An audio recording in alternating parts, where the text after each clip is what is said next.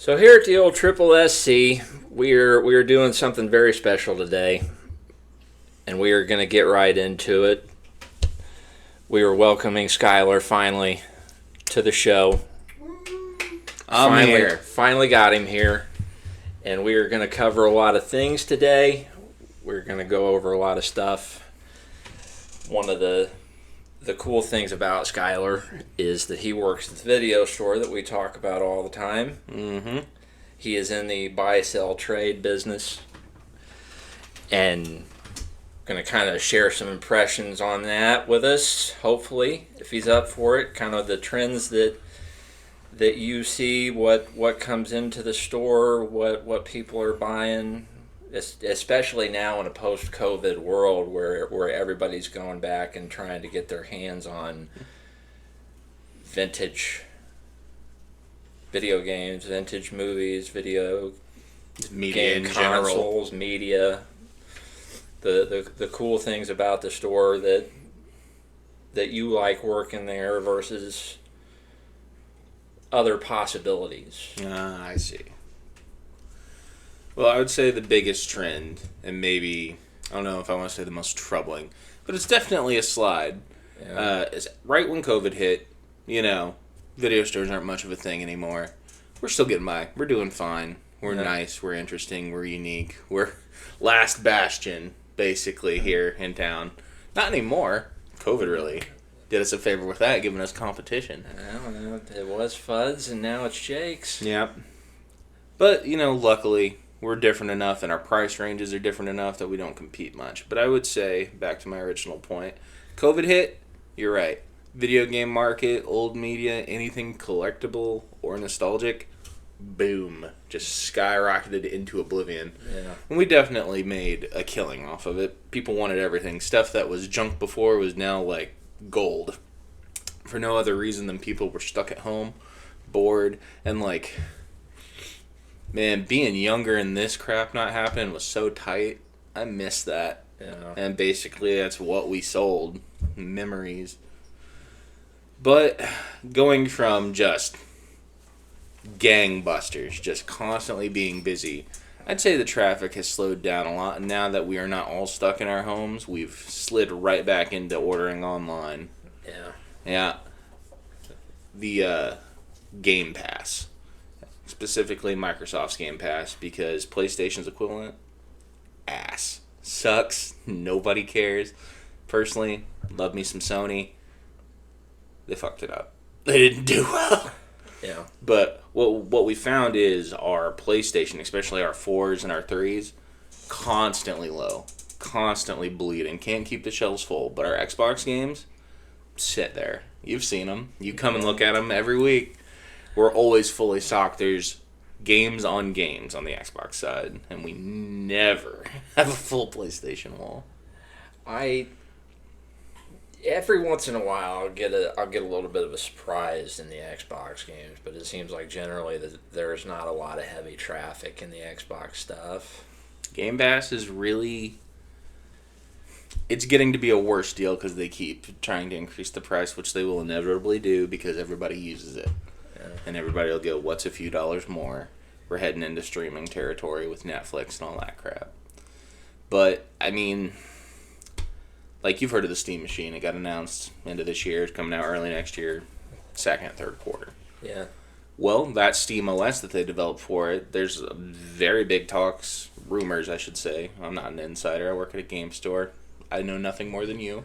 Well, you end up having a little bit of an inside track because, I mean, even if you don't work in the industry, you see a lot of the traffic trends, and you have a lot of customers that come in with nuggets here, nuggets there. I get a lot of hearsay, yes. You get a lot of hearsay, and some, and you are an intelligent person, and you can kind of suss out patterns or whatever you'd like to call it from that information. You're the first person I go to about my video game news or my console news. Or I do appreciate that. The internet's a thing, right? Probably more accurate than I am. Don't sell yourself short. Google doesn't have that same smooth voice you do. No, that's Those true. dulcet tones Can't now. can't deliver it in a nice digestible format for you. That's right. But it's not concerning. Believe it or not, 2025, the thing we sell most, still DVDs. Thing people want to sell us the most, DVDs. And it's becoming a problem because we got way more people trying to offload them than people buying them, even as it being our highest seller by a large margin.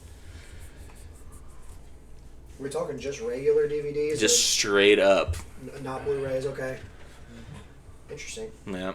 It's insane. I know, when I had a little bit less of an obligation of and time on my hands to play with, and I was spending your entire shift at the store, like the amount of people that came in there with like 300 DVDs or something like that at least, and this is the trend. They all think they've got some kind of small fortune. I got the Black Diamond Disney VHS. You know how much this is worth? It's like, nothing. Yeah.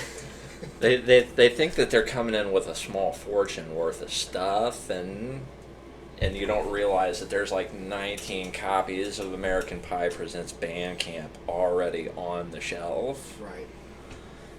And it's I can't say I've been guilty. I haven't been guilty of that. It's like, all right, I have basically, I don't know, let's call it almost $1,000 personal investment in videos I'm trying to offload myself. I'd like to see something more than $10 back out of it, but the arrogance to imagine you're running in there with a $600 or $700 worth of, they want cash. And they're thinking they're going to get that much in cash, and it's probably not going to work out that way. Not through any fault of his, just because that's the market. Yeah. Agreed. And I'm relieved in a way, because online shopping has basically killed the brick and mortar store industry. Yeah, I'm very grateful. I did not think, being born in the 90s, we all were like, I want to work at a game store. I want to do this. Yeah. And then, we hit our teens, early adulthood, and it's like, those aren't a thing anymore, buddy. You missed the wave. And then, dick around at my first job forever. And it's like, hey, the video store's hiring. It's like, excuse me. And here I am 10 years later. Well, that was to tell the story, because we're going to tell a lot of stories today. To tell the story of how you and I met and formally became friends. Oh, yeah, after you've been shopping there for years and we never talked? We talked, but it was basically on the superficial, I'm the customer, he's the employee level, right? Yeah. And it would, I'd be like, all right, I'd like to believe that I'm a pleasant enough person, and, it just like when you walk into the gas station and the attendant behind the counter is like, oh, hello, how you doing? That kind of stuff. Well, we just start having idle conversation just by virtue of me being in the store and you being an employee in the store. Yes. Seen any good movies lately? Oh, well, I saw whatever it would have been at the time, and for years that was just kind of the Movie talk, Yeah. or actors. Video, some generic conversation. But COVID being what it was, it affected me in unforeseen ways. I had people bouncing in and out of my life, and suddenly I didn't have anybody to hang out with, and I didn't have anybody to go see movies with, which is a pretty considerable personal passion of mine. And I was in the store one day, and I couldn't even tell you what it was that clicked inside my head, but it's like, all right, well, maybe because Black Widow was getting ready to come out in theaters, or it had just came out. Man, was it that? I thought it was before that. Regardless. But it was just like, all right, well, we always seem to have a good conversation whenever I come in here. Let's pull the trigger, and I just walked up to you and I was like, "Would you say we're friends?" I remember. And it just outside of it, it seems like such a sad panda question. Like you're just this lost kitten that's desperate to find a home, and to your credit, you were like I imagine feeling rather put on the spot. It's not every day you're at your job and your regular goes, "Are we friends?" It's like, all right. Now I got to decide if he's one of the crazy ones or if he's actually asking me.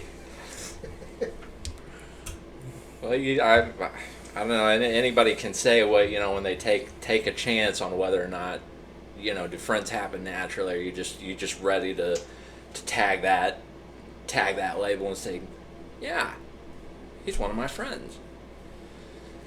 And we had a few significant conversations before that, because it wasn't too long before that I had been in the store and I asked you how things were going, and you had taken the opportunity then to tell me about your dad having just recently passed yes, away. the passing of personal details before the friendship had been sealed. Yes, I remember that. The passing of details, be like, "You sure you want in on this? This is what I'm fucking dealing with. Do you want to deal with it? Because you're going to have to." and I remember us having, it was like a real conversation. We had a couple of visits where we were having like a real conversation there for a good few visits before I was just like, yeah, we went from 20-minute conversations to like hour plus, just talking about bullshit. And we have had a very strong friendship in the time since, in 5 years, something like that. Whatever the exact count in days is, and it might have you put somebody on the spot like that, you don't know how they're gonna react. Especially it's like just a quick and no. My life is, it's if you ever watch the Cable Guy, like at the end where he's finally had enough of Jim Carrey, and Steven, like, yeah. I don't have any room in my life for more friends, because he's.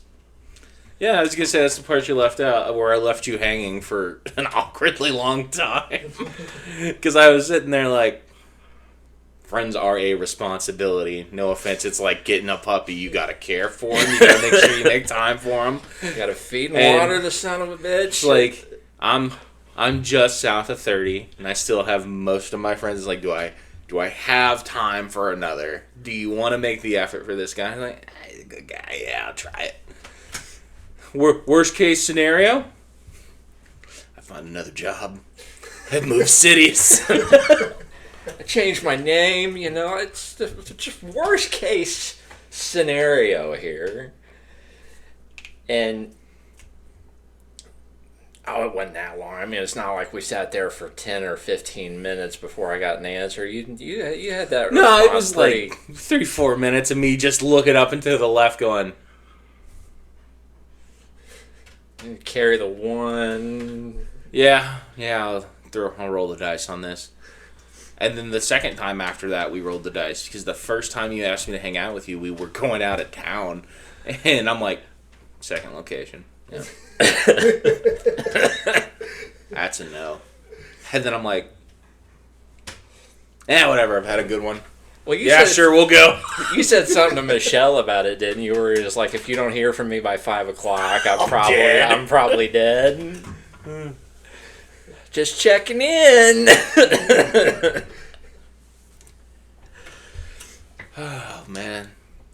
It ended up being a pretty good day. We found some good games out in Indy. We got Castleton. Yeah. We went to the Exchange out there in Castleton. I think we went to Disc Replay too, but I think you were maybe morally set against not buying anything, not because you also work in the buy-sell trade business, but I remember we walked out of there and you were like, their markup is way higher than ours is. That's what I hate. Like, prices are so different, just not even that far apart geographically. Because, capital, it's all there. The people with the money are there. So they're like, yeah, shit's more expensive here. It's like, I get that. I live 40 miles that way and shit's $30 cheaper. Yeah. Yeah. Price difference is insane. Yeah, it's like, who do you have up here? They'll have a wall of PlayStation 5s and 4s, and they'll be like $20 off new, and it's like, who's buying these? Like, I get it. First 3 years of PS5, you couldn't find new ones. But today, They're everywhere. Battlefield, yeah. not doing it. And now they have the Pro. Yeah. Which, the intergenerational divides, Yeah. it was cute when they did it with the 4. It was something new. Haha. Stop. Yeah. I want to buy 2 Macs. I'll buy the first one you make, that's okay. And then the second time when you get it perfect, I might buy that one. Yeah. I'll need 3 different ones. Don't make digital only. Yeah, that's what's. I would be all over the new PS5 if it wasn't just digital. I can't fathom spending that much money for something that doesn't have a disc drive on it already. You have to buy it. Yeah, the selling it to you in pieces to help you. It's like, you're not helping anybody but yourself, buddy. Yeah. You're helping your bottom line. And I want people to make money. I don't want people to make excessive money. Yeah. Like, Sony isn't a man. He is not the billionaire. But billionaires, give me some. they're gonna hang on to every dime they got. They don't care what they got to do to get there. Some of the business and that's why we're hooked one way or another. Because what am I gonna do? Stop playing video games? Just they're not gonna get my protest. Like, it's not gonna matter to them at all. Right. Well, the problem is everyone feels that way, so none of us do anything except for the very angry minority. But I'm right there with you. It's like, I only got so long on this earth, and yes, I should probably fight more for things. I just kind of want to enjoy my time. Maybe I'm the problem. I cannot fight on every battlefield in every war. You gotta choose the battles that are important to you. Yeah. Yeah. And that's just not my war. It's not my. That's not where I'm not gonna make my stand there. Right. Not until we get that. Not until we get up there, start chasing Joe Rogan a little better. We're not that. We are a long way away from having that kind of voice, and it's not gonna do very much good trying to fight it now. Yeah. One of the things that I guess because I know what I was spending a lot of my time and money on over there when I first started going there, even after you I and know became, too. He knows. But as trends have fallen away and you guys have stopped selling things to make room for other things, and we all know what we're talking about here. Mm-hmm. Fidget spinners. Yep. Man was crazy. ADHD out the wazoo. Sitting there flicking that thing around He to had one between each finger, and he just give you a good little spin, I'll tell you. felt great on your back. You guys have sold and still carry quite a bit in that store. I mean, it's not just video games and movies. You got sports cards, you got Pokemon cards, you got a little bit of comic book cards, you got action figures out there, you got movie posters, CDs, records. I mean, there's just all kinds of things that come through that store. I would appreciate it if we had somebody, like, we don't necessarily need somebody specifically for like the music, games, or movies, whatever. That can all be a joint effort. But people are so weird about cardboard, may I remind you, these days. And by that I mean cards. We need a card guy who's there like 5 days a week. Yeah. Maybe not purchasing, but somebody who knows what he's looking at and what he's doing. Because, I am very proudly American, and I ain't going to do anything unless you pay me. And they're not going to pay me to learn the cards. so I ain't learning. Say what you want about Americans, we understand capitalism. Right? When they asked if I thought it was a good idea, which, good on them for asking me, because, You're in there all the time. I was going to say, and the managers don't quite know what they're doing like they used to. Don't get me wrong. They taught me a lot when I first got there. They still do. But, This man runs the store. Make no mistake about it. it's a lot about looking at trends and caring what people want.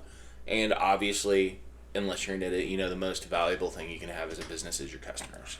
Yeah. And I'm not saying that they're always right, because no, the customer's generally wrong. You're not there to make them right or wrong. You're there to help them get through their day. And if they're dicks, feel free to be a dick back. This isn't Walmart. But, try to have some compassion. These are just people. They're here at your store for entertainment. You don't necessarily have to entertain them, but help them find something that'll get them through their day. Because you said that, I want to share this story. It's part of my larger overall plan to talk about friendship today. Friends. The more you know. I don't tell this story to embarrass you. I tell this story because as well as being my friend And lover. You see that? It's not where that hand goes, usually. we're trying to keep this show YouTube appropriate. Once the camera goes off, we'll venture further. Nice. Stay tuned for CCC After Dark. Telling me it might be you. I've never actually listened to that song all the way through, I don't think, but I need to, because I love that part of the Family Guy Star Wars parody where Peter is Han Solo. I think so, yeah. And he's like, you're listening to Han Solo here at the nighttime hour or something like that, and he starts playing on the radio. Yeah. But in addition to being my friend and my confidant, my Dealer. in some ways, my not inconsiderable chunk of my support system, Skylar has also had to be my protector on at least one occasion. This one. And we spent many great deal hours in the store, and I've met many great deal people just by virtue of sitting there at the counter with him, and some of them have been friendly and engaging, and some of them have been different in a lot of ways, and just because of the area of town where the store is located, that can lead to many different complications. And I work there. I mean, I've helped people before while I was in there. I was going to say, you do go and find videos for people since you spend so much time staring at the wall. I will help find video games. I will hunt down DVDs. I will try as best I can to offer information that I know where he might not necessarily readily have it. Because as I've said before, my mind has an endless capacity for useless information. If you need that last Jason Statham movie that came out, I may be able to come up with it, as I was able to help one gentleman. But for lack of a better word, I don't think you guys are still carrying those things or not. The almost Laserdisc looking videos that came in the Yeah, you're talking about the RCA version of Laserdisc? Yeah. Cannot remember what they're called. Yeah, we still have them. Well, they had a big chunk of those, relatively big chunk of those, just sitting on the shelf, and a group of customers come up to the desk wondering what they even were. And I didn't realize if you opened the damn things, there was a disc inside of it. I just thought it was this massive floppy disk looking thing, and I'm like, what do you even play that on? And this is a question that was in my own head. Well, a fella and his girlfriend and their little kids were in the store, and they came up to the counter and basically asked the same question. And I don't know what that answer is, and she's like, what do you play this on? And I was like, I I mean, I don't know myself.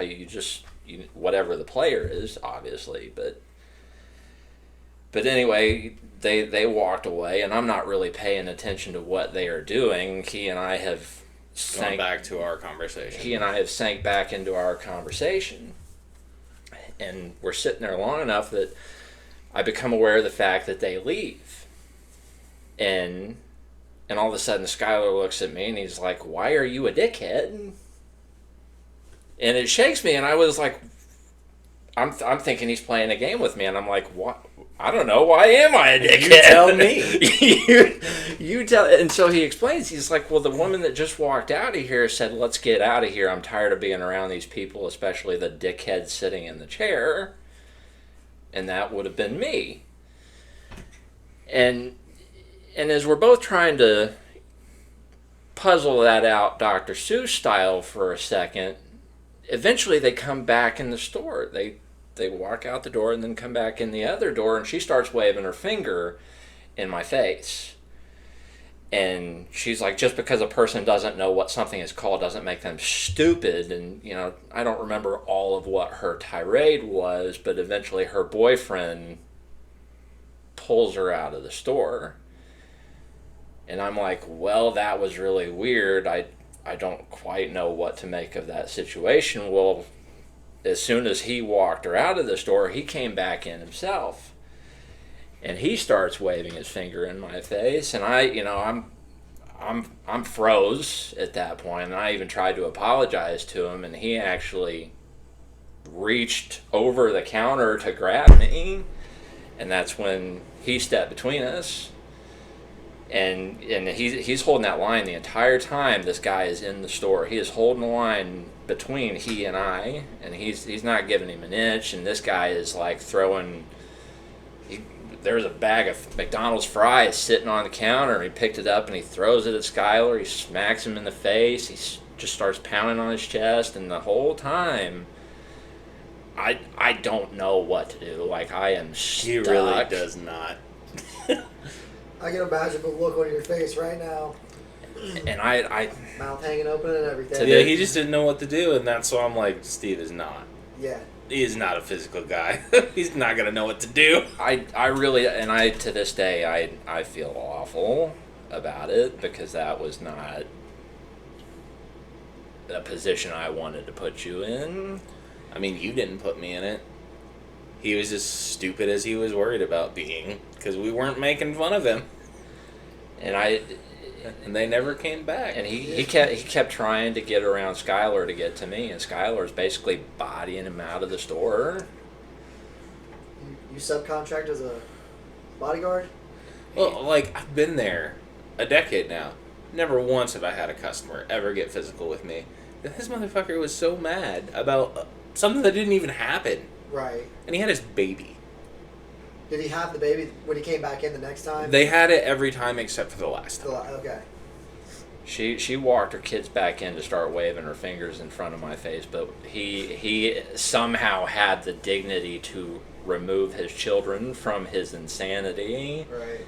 But he was still going to come back in there and give us a piece of it, and I don't even understand how this has gone down, because I didn't know the answer to the question she was asking. It's like, all I know is you need whatever that player is called.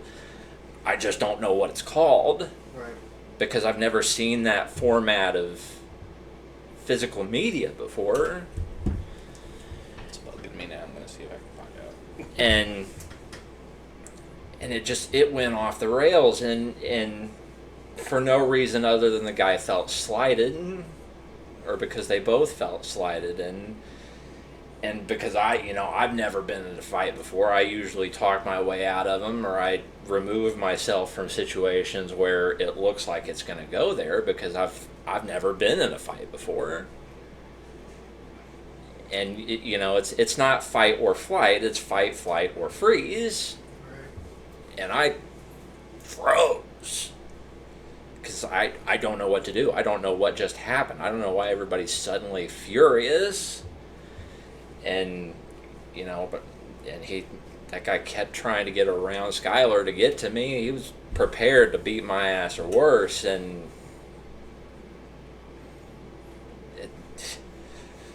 you probably should have checked bodyguard off on the resume or something, and I should have been paying for that service, because that was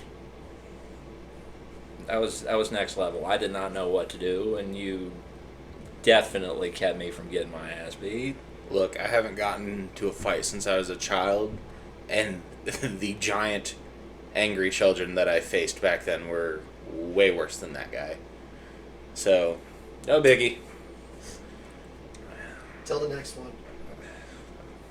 Catch you live, pay-per-view. Well, it was because we had a weird interaction right before that, and I was still trying to process that interaction by the time this one had happened, because there were a couple of kids that were in the store, and they were looking for Nintendo Switches.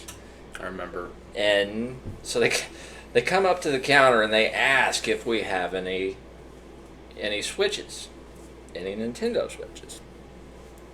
I think they even just said Switches, which is why I felt safe to set up the joke I made, because he's like, you don't have any, it's like, we don't have any Nintendo Switches. So the kid's like, you don't have any Switches at all?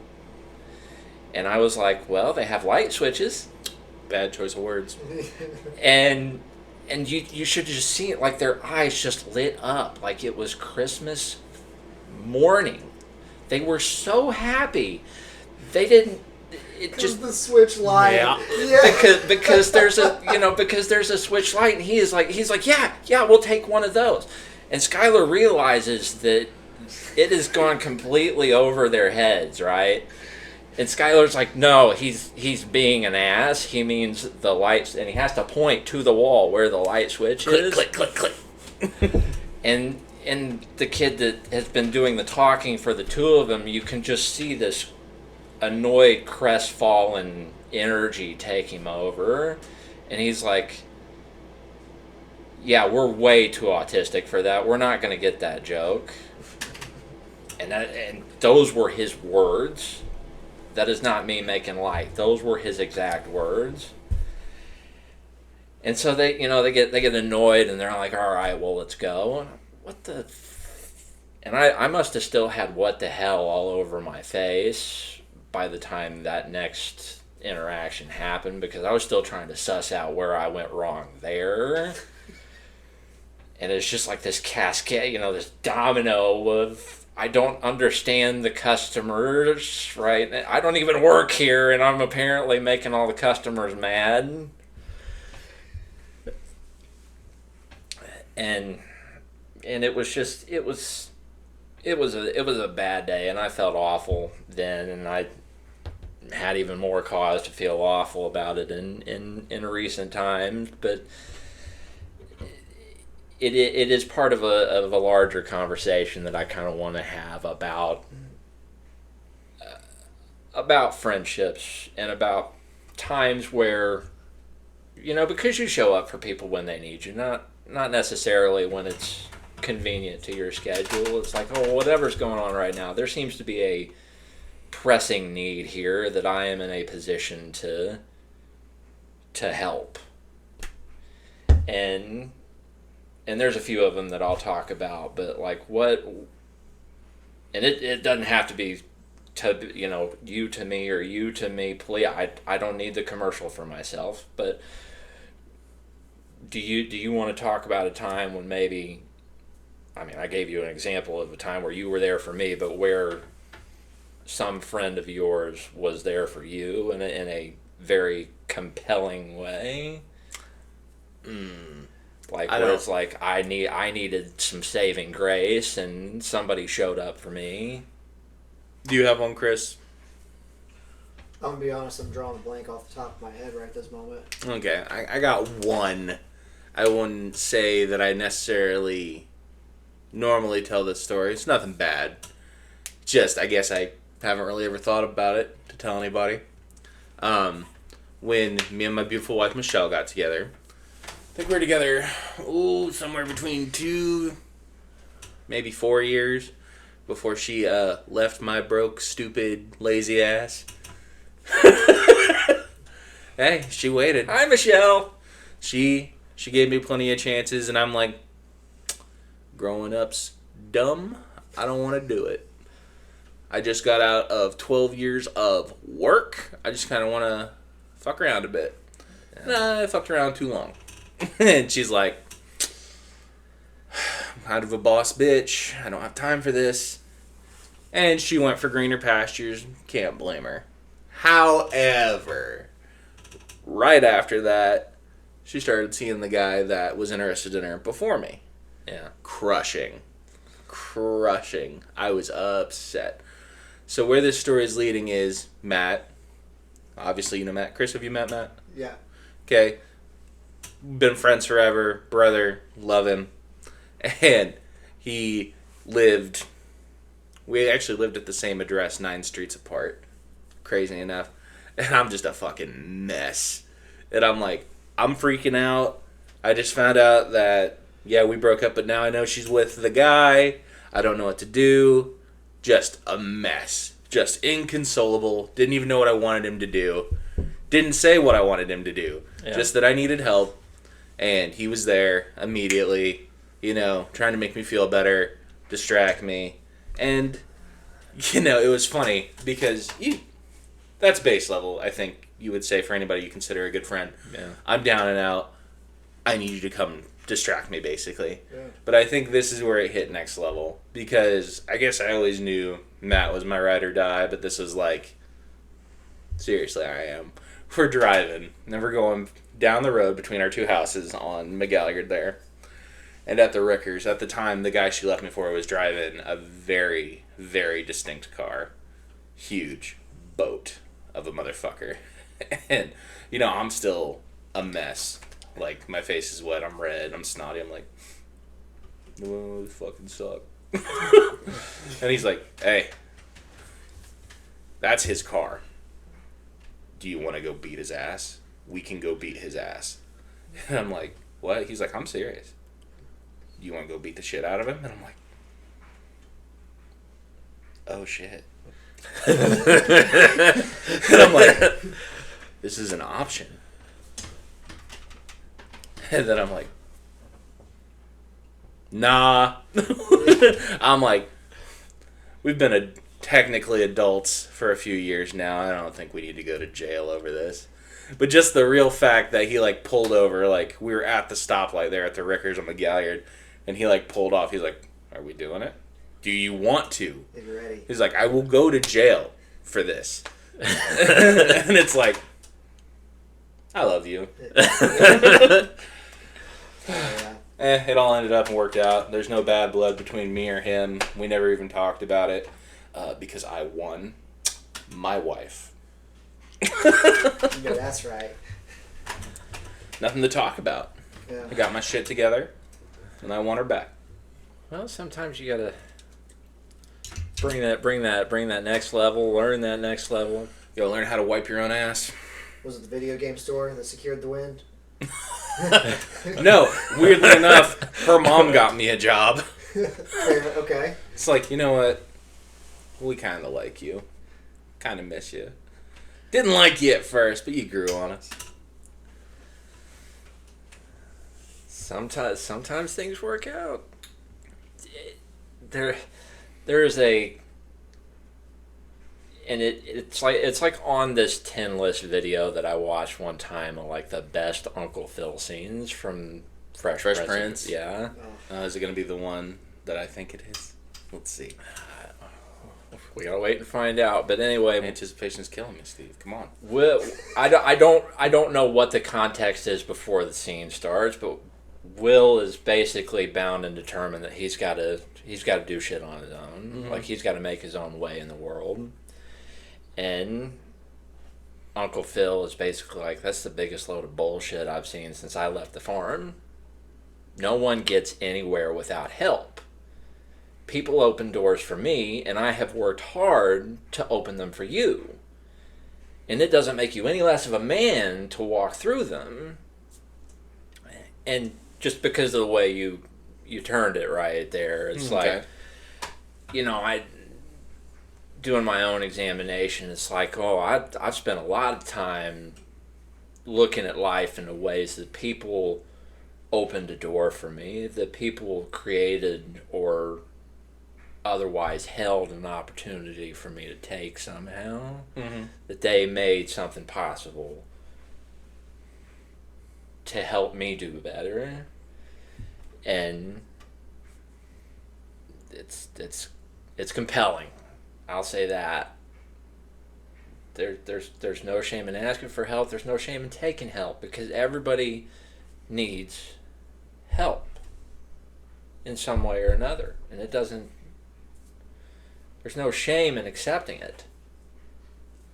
Nope. And granted, some people need a lot of help. Some people need help you might not be able to give, but there's people open doors for me, and I like to think that I have done what I can to open doors for the next person, whether that is the person that I am related to, the person that I care for, a person whose need I see. And granted, it's not, I can't say how much valor is in it, because it's not always at a point where it's like, man, if I help this person, then I'm out that resource, or I'm out that $5, or I'm out whatever that time is. Like, there's plenty of times where it's not a big deal for me to help. Mm-hmm. And you quite often gave away your store credit at Dave's. And I'm talking like hundreds of dollars. You bought somebody a DS once, I remember. Yeah, I remember hearing that story. Handed him on the card, right? It was back when he was getting rid of all of his stuff. And he's just like, I'm sitting on it. I'm not doing anything with it. Well, and I don't like to broadcast my charity. I really don't. It makes me uncomfortable. Well, I mean, we're the ones who brought it up, not you. Yeah. And most of the time, how that would play out, their heads are turned, like they're back in their own conversation, and I just throw him my card, and I'm like, typically. And because he knows what I'm doing, he will be like, all right, he won't even tell. He'll just be like, you're paid for, you're good to go, enjoy. And they're confused, and they're like, well, and I don't want the commercial. So I just be like, just don't worry about it. You're good to go. Enjoy. Customer who just left paid for it. if you run real fast, maybe you'll catch him. If he pretends not to know what you're talking about, just go with it.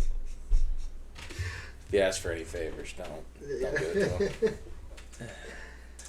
People, the cops do kind of come back, behind the store where the trash cans are. But I will share a couple of stories while we were on the subject, because and I've had cause to think of them. There's a guy that I went to high school with. His name is Josh Baker, and he actually reached out to me this morning to say hello, because the other day on Facebook I was like, I give up. Mm-hmm. Yeah. And I was surprised that it generated as many conversations as it did, because I feel like most of the time a lot of stuff I post on Facebook just goes right under the radar for one reason or another. And I was having a bad period that I'm not going to say I'm over, but at least that emotional level is not where it was then, and I was just like, I give up. And both of the people sitting near me reached out to me. My fiance reached out to me, and this guy I went to high school with, Josh, who I've managed to reconnect on Facebook with today, reached out to me to check in on me and ask me how I was doing and make sure things were okay. And shortly after we got out of high school, I was working in Meyer, and I don't remember if the car lots were right there on the corner across from Meyer then or not, but it was an open field at the time, and it was winter. There was a real significant snow, and I hit ice under snow, and I slid out into the field on the on the side of the road where Chevy would be at now. I was a good 500 feet off away from the road by the time the car stopped. Shoo-wee. Oh yeah. And I didn't realize it was going to be Josh at the time, but all of a sudden I hear, "Hey, do you need any help?" And I turn around, and there's people stopped on the side of the road, and of all people it could have been, it was Josh, this guy I went to high school with, and he's like, "Do you need help?" And I was like, "Yeah, I guess so." Again, deer in head, I don't know what to do, and I don't think I had a cell phone. You Tina Belcher it.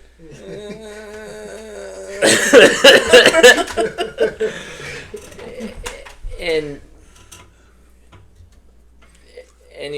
you help people in need, and Josh was good enough to give me a ride back home so that I could bring in my emergency action plan so that I could get him involved.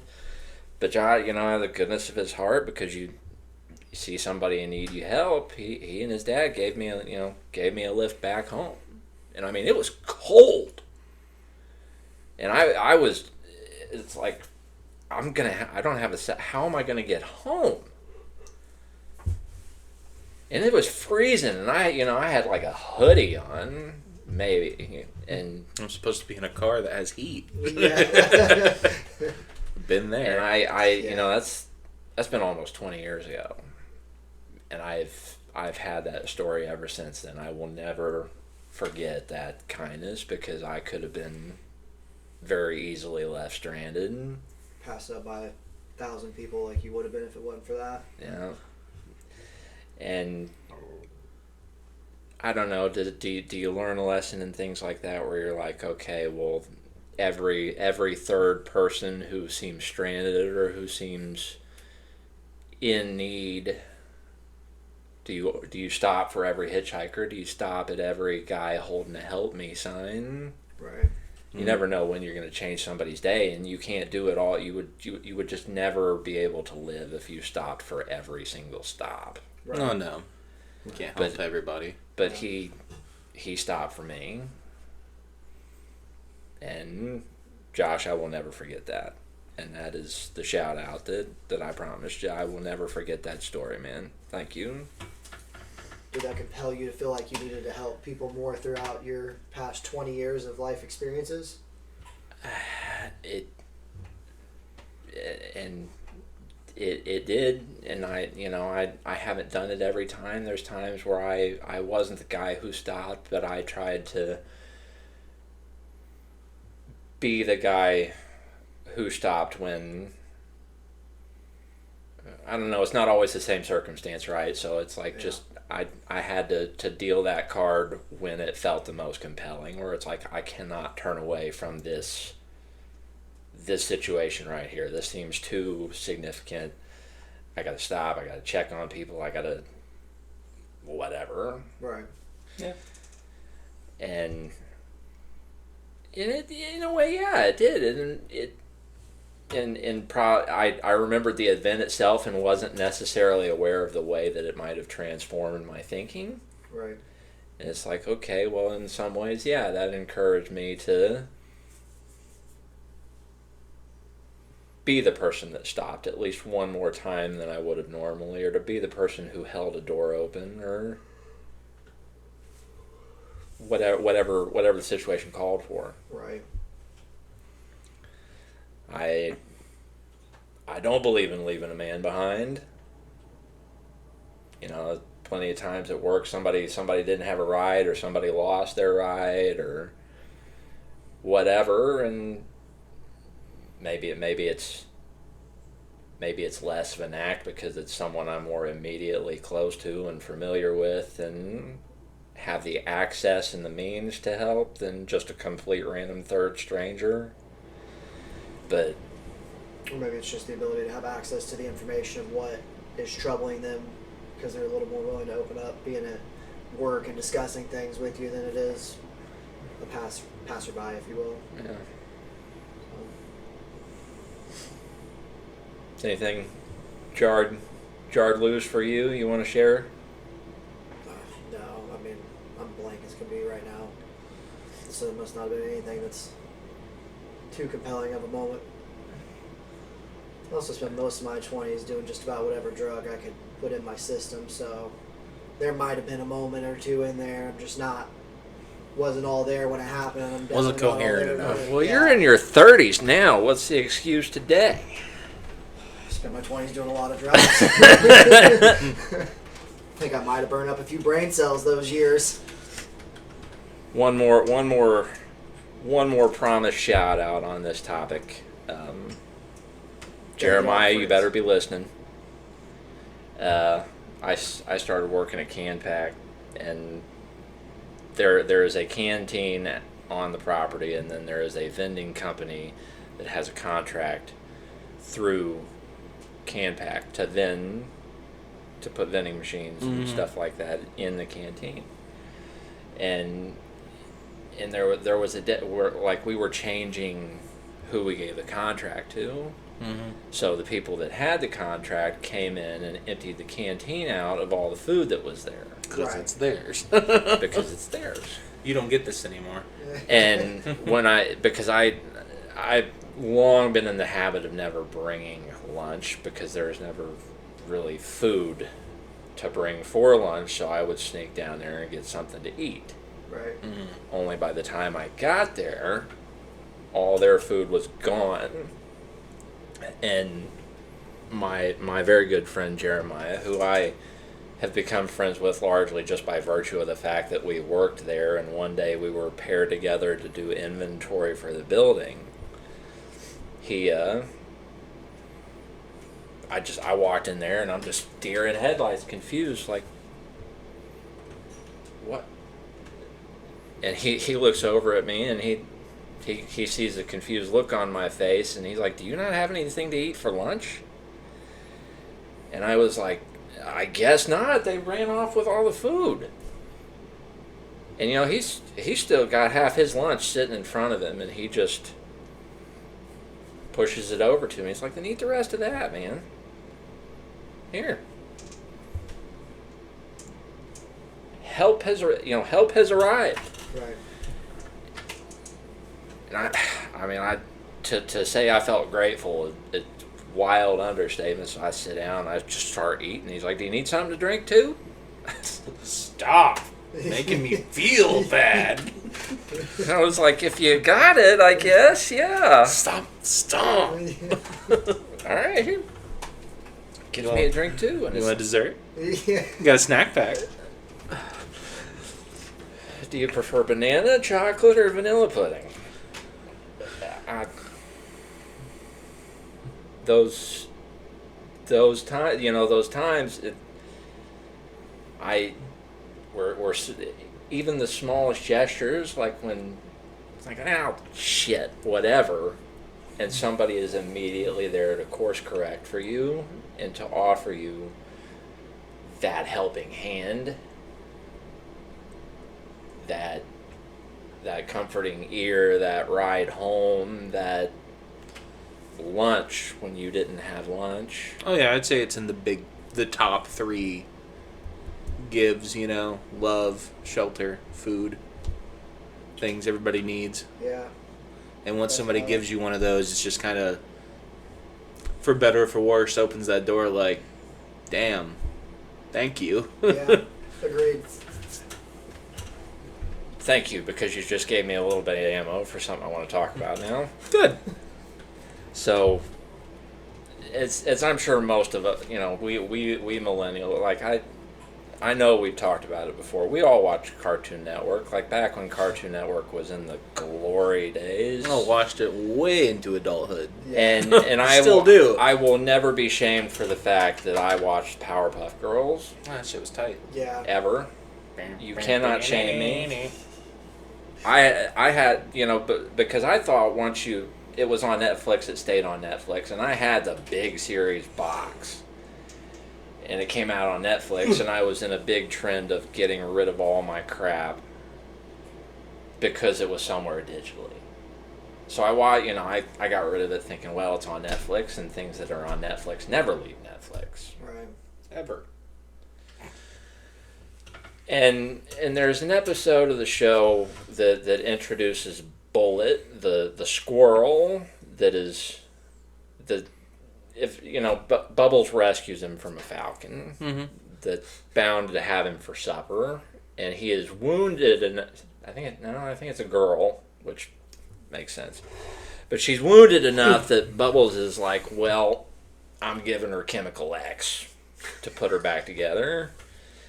And so, the professor walks in their bedroom and sees that they're all huddled over this squirrel, and he's like, okay, you guys need to go to bed. I will take care of whatever starts the conversation.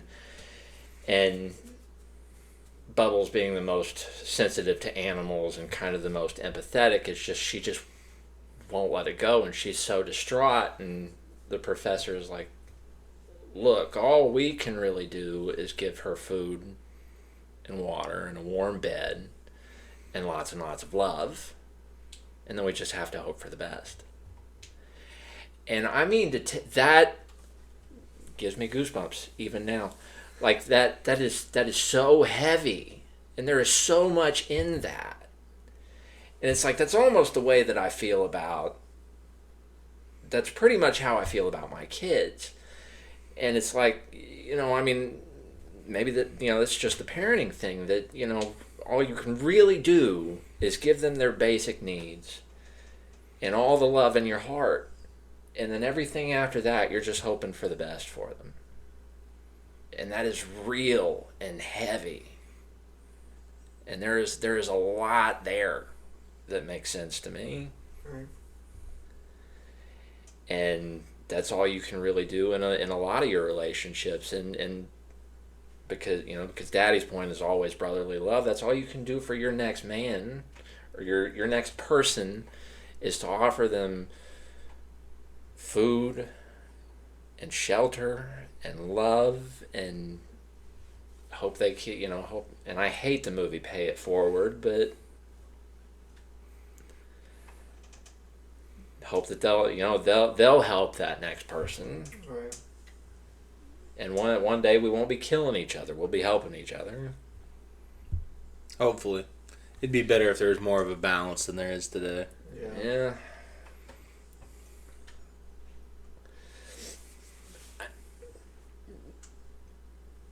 And I've said it, I don't like making commercials for myself. I don't like doing it, but if I had to sit here and think, oh, well, what were all the times where I really showed up for somebody, where I was the man of the hour, I was second to none, and did a thing.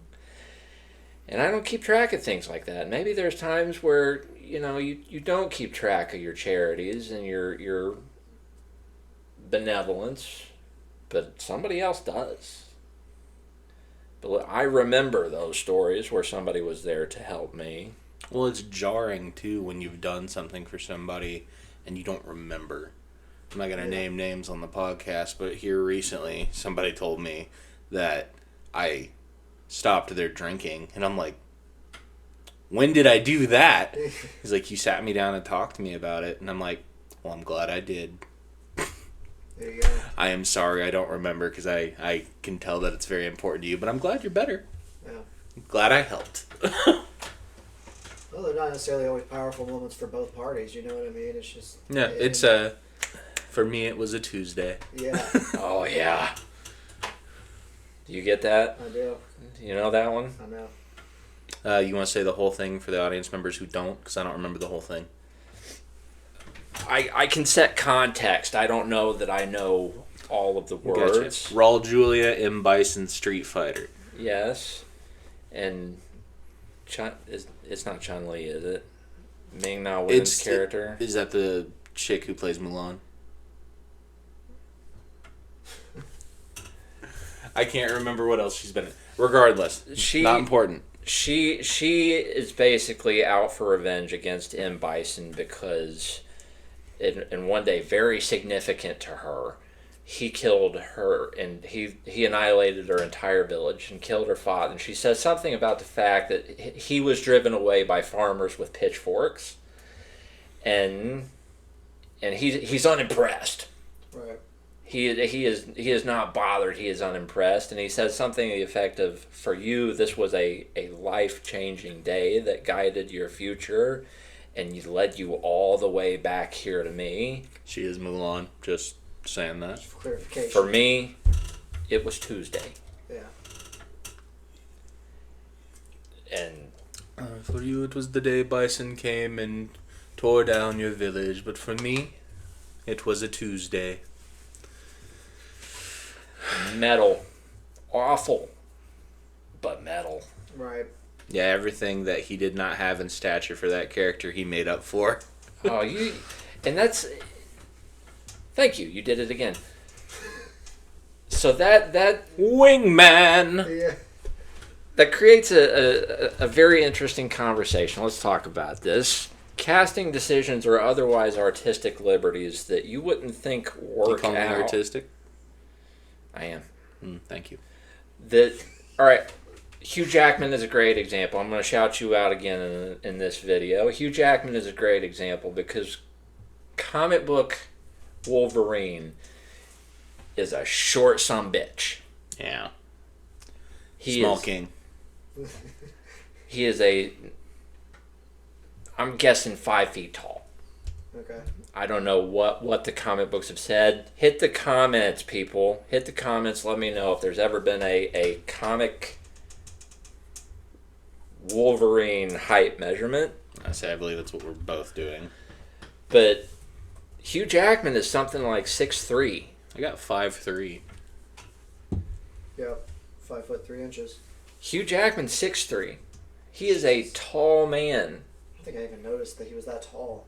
And Well, to be fair, he's usually cast against other tall people. Yeah. that was a casting decision that is universally praised. They looked right over small packaging and said Hugh Jackman. Nobody's bothered by it.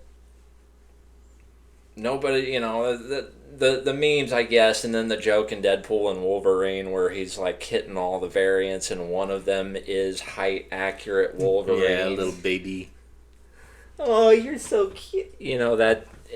Great scene in that movie, like where he's jumping and hitting all these different variants of Wolverine, Logan. See, I didn't get all the background information from those little pieces, so I'm glad you've put it all together for me. I enjoyed that movie. Only one I've seen with either one of them in it, but I enjoyed it. If there is anything I can say, I will always offer context. There is always a story to go with to get you there. I will not leave you stranded. I will get you from A to B. My man.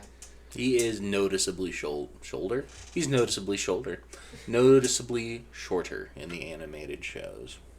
Yeah. But yeah, I mean, I can't imagine him being short in real life. Like, Right. he's such an impactful physical character. Like, you can do it. But can you think of any short characters that are strong that their shortness never gets brought up as a negative? Because I certainly can't. Maybe Kirby. But I don't know. There's 3 Hobbit movies. I think of all the times where somebody said that the dwarves ain't shit because they're small, and you have this band of 12 of them that basically changes reality in Middle Earth for at least a little while. Something that I like about the dwarves specifically in Lord of the Rings are just how, like, they got finesse. Like, when they're doing all the plates and stuff. Yeah. The big old fucking crab claws, you don't think they'd be able to do that, but, they're craftsmen. They got intricate Master little builders. giant thumbs the size of this mic, just... And I'm not trying to admonish Ian McKellen, but because if you think about Magneto, like comic books Magneto, or even X-Men '97. Oh, Magneto, he's a beefcake. He is a Greek Adonis looking, just massive man. He is huge and muscular, and there is a incredible physicality of the character. But if you watch the X-Men movies where he was played by Ian McKellen, he is a lot smaller. I hate to say a withered, frail-looking old man. But Mr. Ian McKellen, or Sir Ian McKellen, if you're nasty. Very slight man. There's no beefing that guy up. Like, can you imagine him in a padded suit? He'd look so weird. or just to deep fake his face on somebody else like they're doing now. You know who doesn't have the voice but has the physicality? For Dolph Lundgren. Yeah? But I couldn't. I'm Magneto. Or however he talks these days. Not to say that he's stupid. The man's brilliant. He's got many degrees from what I hear. Chemical engineer, yeah? Yeah. More successful than I'll ever be. I'm not here to talk shit on the dude. Look, I know there's a scene in The Expendables 2 where they're all sitting around fucking off. Mm-hmm. And at one point he's doing one of these, on a napkin, and he's like, this is Einstein's formula for special relativity, and I improved it. And then he blows his nose with it and throws it away, and Stallone's character's like, oh yeah, Gunner was a brain before he started doing drugs or whatever it was. He even has a degree from wherever, and like Dolph Lundgren has degrees. Quite a few degrees. So that is like shamelessly cool. Right. Like he's actually a brain. And that's probably what was like. I don't consider Ashton Kutcher to be a pretty face, but most people do. Ashton Kutcher also has degrees in chemical engineering. I didn't know that. Yeah. I'd like to think if you're going to be as successful as either of them have been, you got to have something going on upstairs, right? Yeah. You'd hope. Right. Or somebody in the back seat driving for you. Yeah.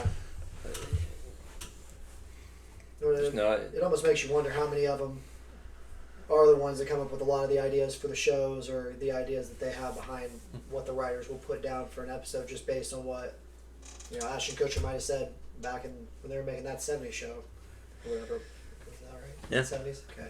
That 70s show. And then he did. Followed by that 80s show, and now there's that 90s show. And don't forget the butterfly effect.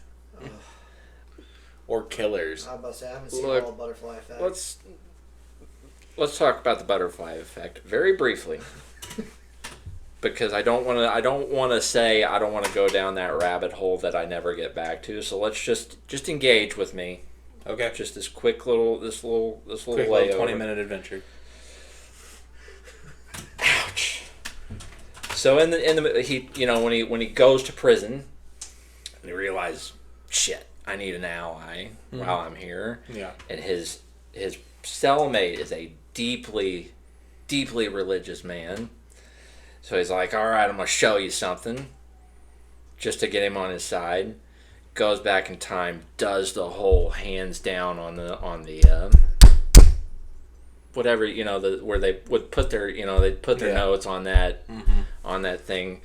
So he does it to both hands, snaps back into his new present.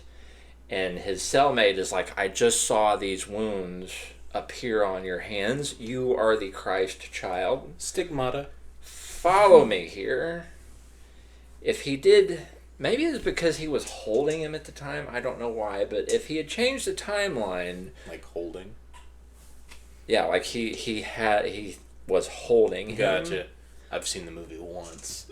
I think. When it came out. That's the last time. I watched it one time on home video just because I wanted to watch the horrifying director's cut of the movie. Coming soon to home video. Remember that? Classic. Oh yeah.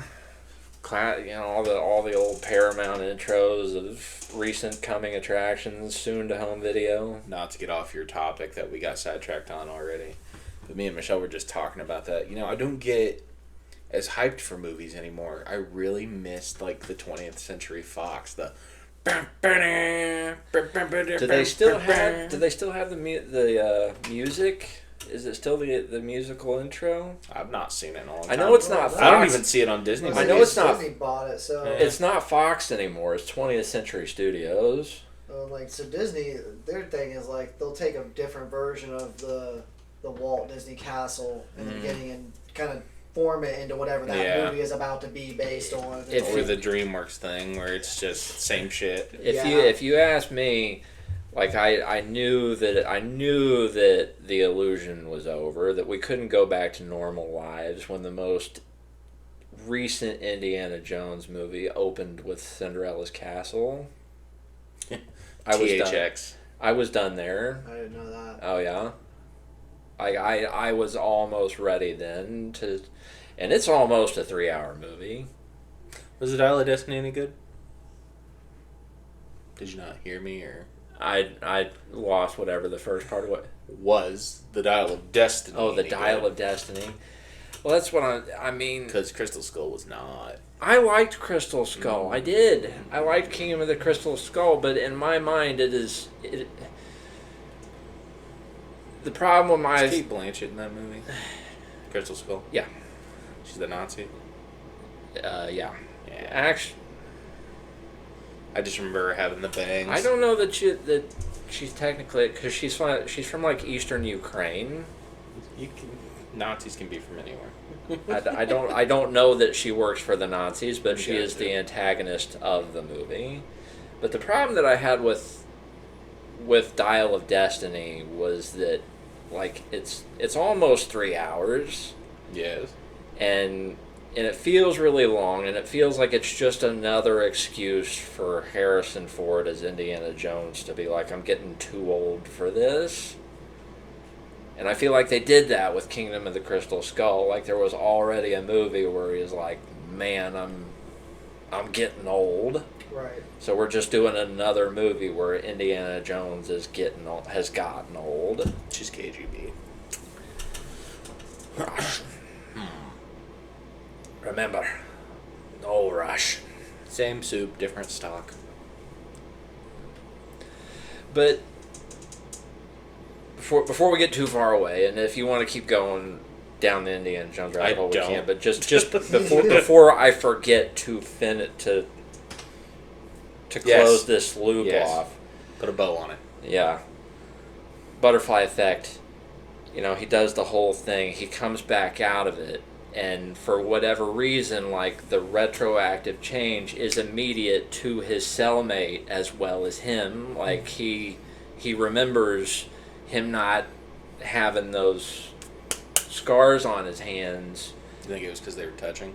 I think so, but I have no other explanation, because if he went back and he did this and he's had those wounds since he was a child, shouldn't he have had them since he got into the prison?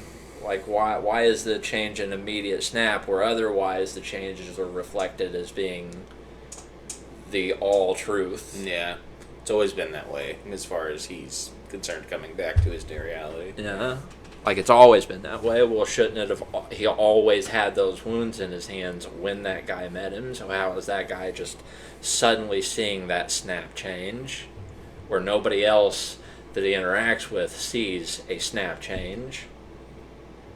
And that's the inherent issue with movies involving time travel already anyway. Like, how does Kyle Reese become John Connor's father unless he goes back in time, unless John Connor sends him back in time? Yeah. How is Skynet created if not because they find the remnants of a T-800? And they were like, hey, this weird technology... Let's start up Cyberdyne. Well, what does Cyberdyne do? They create Skynet. What does Skynet do? They build T-800s and other Terminators. It ends the world once it realizes humans are a problem. What's this weird technology? The remnants of a T-800. So it's just a whole... mind job of chicken and the egg. Neither came first because they were both, they both independently. Yeah. And it's not just that. Like Back to the Future is even as much as you think Back to the Future is a tight, perfect, seamless time travel movie. Back to the Future does the same thing. How does Marty McFly gives Chuck Berry the idea for Johnny Be Good? Well, how the hell did Chuck Berry get it? How did Marty get it? Because it was already a song when Marty has been a song for years by the time Marty's heard of it and takes it back to 1955. But then Chuck Berry's cousin is like, hey, you want a new sound? Listen to this. You just broke the fiction. What happened? I'll tell you this one though for free. The dog Einstein, right? Einie. I'm sitting 4 years. It's like, okay, the dog that he has in 1955 must be the same dog that he's got in 1985. No. I just always believe that like that's the logic I was following. It's like, okay, well, in 1955 he calls him Copernicus. In 1985 he calls him Einstein. So I'm thinking, all right, well, Marty goes, he knows his name then, goes back to 55, and at least in the third one he's like, well, Einstein, who's Einstein? That's what you call your dog in 1950 or 1985. So I'm thinking this is why he changes his name from Copernicus to Einstein. I don't know how long ago I found out. They're probably not the same dog. Yeah. He just likes that breed of dog. Yeah. Probably. Could be Copernicus's puppy. Don't know. You're onto something. Mm-hmm. I mean, 15 years seems like that is a long and full life for a dog, but they don't often live beyond that, and if they do, it must be a charmed life, because it's not like just like humans get old, like dogs get older as they age. Oh yeah. So I wonder. I'd be curious what breeds live longer. Typically medium to smaller dogs. I was gonna say, yeah. Larger dogs, due to the way we've bred them, their body fails. Yeah. And that's not true every time. It's not like there are exceptions to the rule. Yeah. Yeah. But that's why you see Chihuahuas that have no teeth or blind. Just kind of existing. Like yeah. I don't believe in cruelty to almost any animals, but I hate purse dogs. Like they're just. My grandmother loved Pomeranians. They're cute. They're adorable, but I firmly believe that if you gave that thing a bath and then shaved all its excess hair, all that would be left behind would be a snout and a pair of eyes. Oh, man, I'll have to show you that picture. There's one just like that. All you can see is the nose, and it looks like a big eye. It's a frightening little dog, man, and she had a lot of them. Like that was her breed of choice. All at once, or just progressively would get one as one passed away? Yeah. Ugh. You see it, Chris? Oh my god. That is. If I walked in and saw that, I'd leave. Yeah. Like, you'd be like, oh, what a gross stuffed animal, and then it moves, and you're like, oh! What kind of Langolier's nightmare am I walking into here? I would say that's one of my favorite sounds, and you don't hear it often, but when you can tell that somebody's scared, but more so, like, disgusted. Like, oh! You just hear the retching, like, deep in their throat. It's like, I'm so scared, I'm grossed out. Ugh.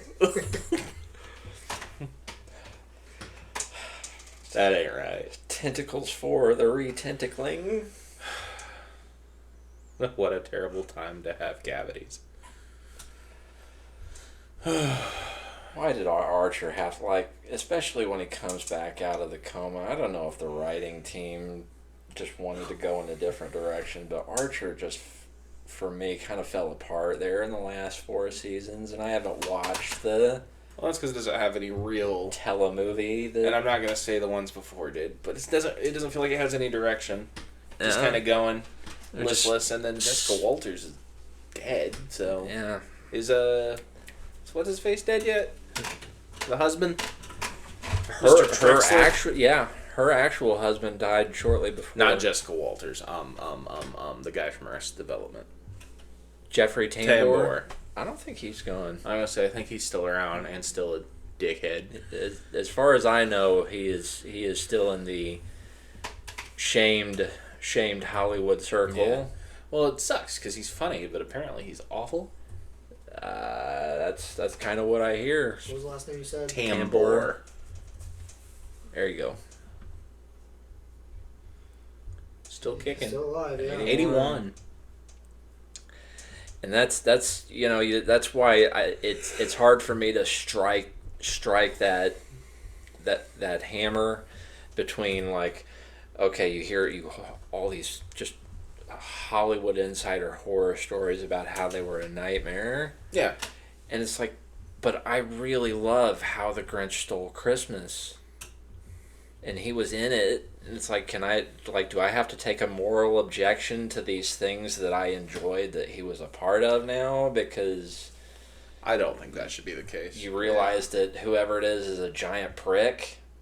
You already got enough. Well, that's going like on saying with you Zack couldn't enjoy the transit system reform in Germany after Hitler. Like, yeah, that dude's a piece of shit and everything he stood for, fucking awful, but we got good public transport now. You can still enjoy that. You're allowed. There's something to it, because if you look at all the experiments that the Nazis did on the Jews during the war, during the Holocaust, and you look at all the advances in modern medicine that happened as a result of war crimes. Oh yeah, it's awful, but you can't get around how much we've benefited from it. It sucks. It's the unfortunate part of our history. Yeah. And I don't know how to fight. You can't fight it. I mean, you can't fight history. History is just history. No. And it's awful, and I hope it never happens again. I understand similar things are happening around the world that we don't hear about. Right. I hope it's never on a global scale like that again, I suppose is what I mean. Yeah.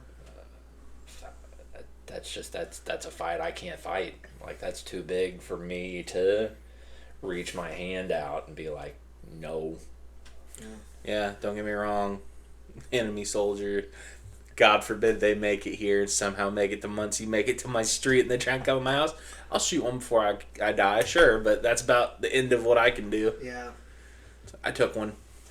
I got him. Probably just another scared guy like me, made to go to war. Yep. Wanted to get back to his family. Well, they say so. I've listened to a couple other podcasters, and one of them, which is Jordan Peterson, talks about how if you try to imagine living in the days of Hitler, you would find yourself to be more on the side of being one of the Nazi officers than you would have been one of the people that's trying to help set people free, more or less, or trying to help free the Jews. Yeah. And if you don't understand that, then you really don't understand yourself, because the percentage of people that was, trying to help people out was so vastly low, just given the circumstances of what was going on and stuff like that. Well, so mob mentality makes people do horrible things, and when the entire country is lined up behind a tyrant, they don't often question what he's doing or who he's doing it to. right. Yeah. Are you paying attention? And what I will throw out here, I don't know if this is true, because it seems like how much of Facebook is just AI generated articles, because nobody's gonna do like deep research. Not anymore. Yeah. We're just trusting that it's verified information. Chat GPT, tell me everything I need to know right now. But Yeah. this at least was a cool story that one of these articles, real or not, created, and it's like, well, hell, if that's true, then all right, because anyway, the long and short of this article suggested that there was a German pilot during World War II who, in his aerial combat history, encountered an American plane that was shot to ribbons and barely staying in the air. This is 100% a true story. It is? Yes. I know exactly what story you're about to tell, and it's 100% true. You've done the research? Done the research to back that, yeah. Well, anyway, he Yeah, inform me. I don't know the story. you might be able to fill in whatever details I missed. Right, go ahead. But anyway, the general story is that he encounters a plane in the air that has been shot to hell. Swiss cheese, yeah. And the pilot is alive. His tail gunner is obviously dead. And he gets close enough that he can see the look in his kid's eyes, and he is absolutely scared shitless. Like, he is terrified. And whatever it is within this German pilot says, I'm going to put my politics on the ground. Yeah. And he actually manages to escort, however they're doing it, hand signals, whatever. He's like, I'm going to get you turned around, flying in the right direction, and to get you back to safety. Yeah, basically. Yeah. Yeah, and he escorts him all the way back to Basically out of the war zone. Out of the war zone, headed in the right direction where he can get to Allied territory where he will not be further harmed or shot down. Yeah. Because and I don't have all the finer points, but he was recounting the story later. He was explaining that his commanding officer said, if I ever see you shoot down a wounded soul, if I just some cruel act, whatever it is, I'll kill you myself. Yeah. And it's like, wow.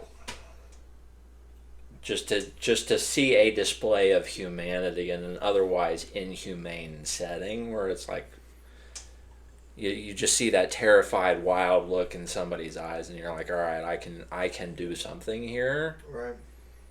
And he kept, I'm guessing he kept hollering out to his allies, his other planes, like, I got a wounded ally plane here.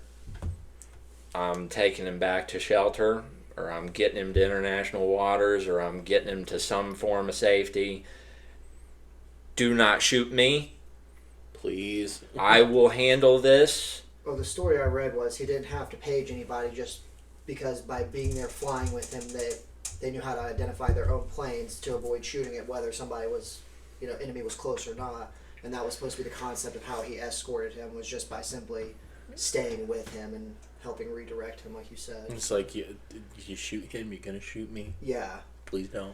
And so that was, to my understanding, that's how they knew not to attack, was just by him simply being side by side with him, more or less, or close enough. That's I probably. was say, did they ever get to meet? Do you know? I think they did. I want to say yes. I think like I saw years. I don't know how you later. wouldn't hug the guy. Like, I wouldn't be here without you, man.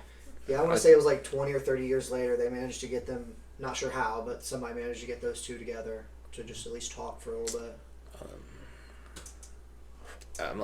What do you say? It's like war, man. Yeah, Right. it's like, thank you for doing what you did. It's like, For me, it was Tuesday. yeah, Yeah, that's circling back around to that.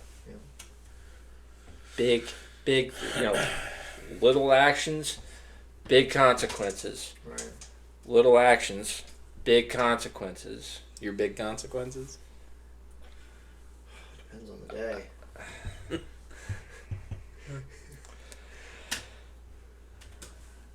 Anything could happen when some pissed off, I'm imagining, flight risk individual who may or may not have a drug problem is pissed off at me. Yeah, I don't know what the hell that guy's problem was. And I could have had a very different life had you not been standing between me and that guy the whole time he was in the store.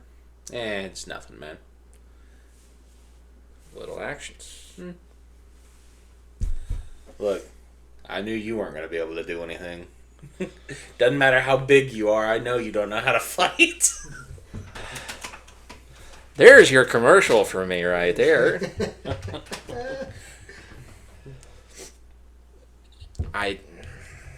Maybe not. I will never know what is. Hey, What hopefully is- you never have to know. Exactly. It was all good fun when I was younger, and kids just wanted to beat me up for being, I don't know, different, fat, gay, stupid, whatever. It was vogue at the time, Yep. And it's like, you realize I'm just going to keep getting bigger, right? What is that friend of yours? What? I don't know if I should be talking about this on a podcast. Maybe I better stop there. Yeah, I don't know either. We'll leave that one off the table then, because I don't know how much you want that information out in the world. I so. appreciate that.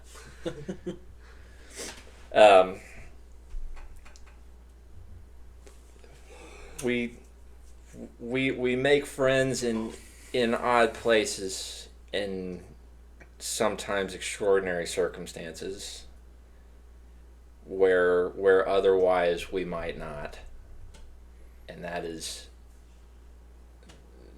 wild, and we don't often realize the impact we have on other people even decades later.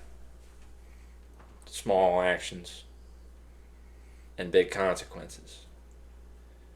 And it's amazing that the capacity of the human person for the terrible, for the awful, for the inhumane, and the capacity of the human person for benevolence, for charity, for mercy, for friendship, for kindness, and everything in between. And it is equal parts marvelous and equal parts horrible to watch. So I guess what I would say, my lesson, my hope for all of our viewers and our listenership is, be that person that stops, not all the time, because that's too much to ask, but be that person that stops at least once, because you don't know when you're going to change somebody's life, even with something as simple as offering them a ride home, or offering them the rest of your lunch, or offering to go beat somebody's ass. Everything has its place. Or offering a hell of a lot of friendship and support, community. Do it with love. Because these two people right here, and all those people out there who I've mentioned, and countless other people who I will mention at some point or another, that is love. And that changes the world. Well said. Absolutely. Well, I'm all out of juice. That's my good energy. It's hard. Is it? Yeah. Yeah. Friends, I believe we have asked enough of your time today, so we are gonna wrap, and hopefully we have done so in a meaningful, compelling, entertaining way. And I would like to thank, I'm sure Chris would like to thank Skylar for being here with us today. Hopefully he will be here with us again. Thanks for having me. It was fun, for sure. I've been invited to be on so many podcasts, been told I should have my own, and just now finally getting on one. So you guys are doing it. I haven't even been on my wife's yet. Not that I want to be. I don't read enough. Yeah. How many times has she asked? But that's fine. She did ask me for a recommendation that she'll never take. The old bagel, huh? Yeah, I do not have time to read 4 books a month like she does. She read over 200 books just this year. Oh. Oh my gosh. Yeah, and we've officially got enough books to be considered a library, which is 1,000. We have almost 1,100. We're just short. If you went title to title with everything that's on my Kindle library, Mm-hmm. I guess that makes a library. Right. because I've got something like 2,000 digital 2,000 libraries entries count. in. It's a lot of knowledge. Yeah. Most of it's comic books. That doesn't matter. A lot of hers is manga. It's still a book. I mean, if I could write out lesson by lesson everything that I learned reading comic books, I guarantee you I have found just as many good things, just as many life lessons, just as much to guide me and nurture me as I would if I'd have read The Grapes of Wrath or To Kill a Mockingbird. Oh yeah, raised on Batman. No matter how much pain you experience yourself, always be willing to help other people. Sorry that I freaked you out. I don't know what I just did.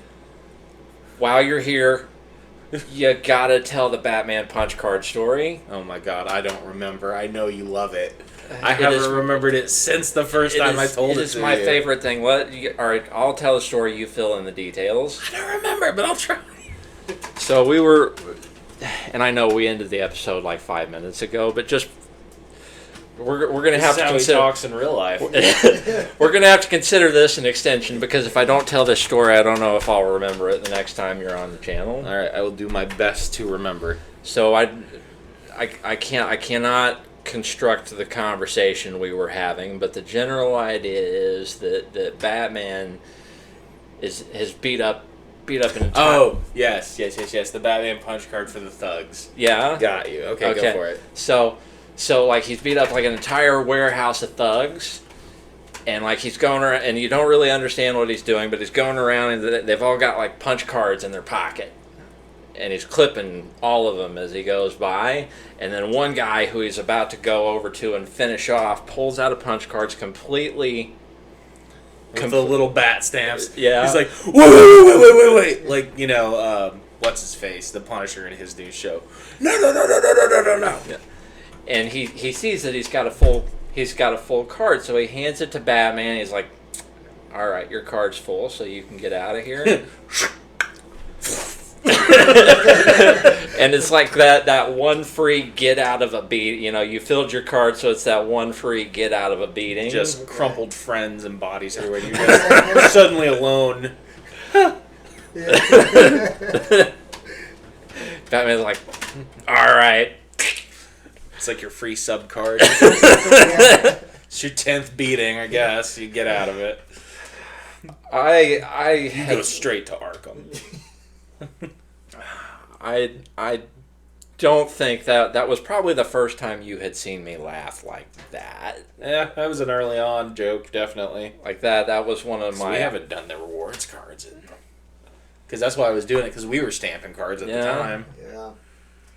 And once you got, because like each time you came in, they would stamp. If you spent more than $10, they would stamp that, punch that card. Right. And once it was full, you would get X amount whatever in store credit. Yeah. Maybe it was $10, I think. I think it was, yeah. Right. I had to spend $100 to get 10. That's what I was about to say. Not great, but it's better than nothing. Yeah, absolutely. And so he just started snickering about it, and I was like, well, what's the gag? What's funny? What's the paint job on Cesar Romero's mustache here? And then he explained the whole Batman, and I could not stop laughing. Like that full bellied Santa laugh. That's how hard I was laughing, and everybody around me is like, Is this guy okay? What could be that funny? This mental break is not for me. That is where you decide whether or not you're friends with somebody, when you can handle their I can't stop laughing laugh. And I mean, you've both seen it, so I must be survivable, because that was pretty goddamn funny. Luckily, I am not still friends with anyone who has a terrible laugh. Not because they have a terrible laugh, just they've left the town. Yeah. We've all gone on, we've all gone on to different lives from people we had as friends once. Yeah, there's plenty of people out there who are like, this is a good person with the one unfortunate thing about them, and sometimes it's their laugh. Thank God I don't have to tell you jokes anymore. Love you, but Well, let's try this again. Folks, I think we've asked enough of your time. So we will catch you again here in a very short few days. See you soon. Bye-bye. Till next time.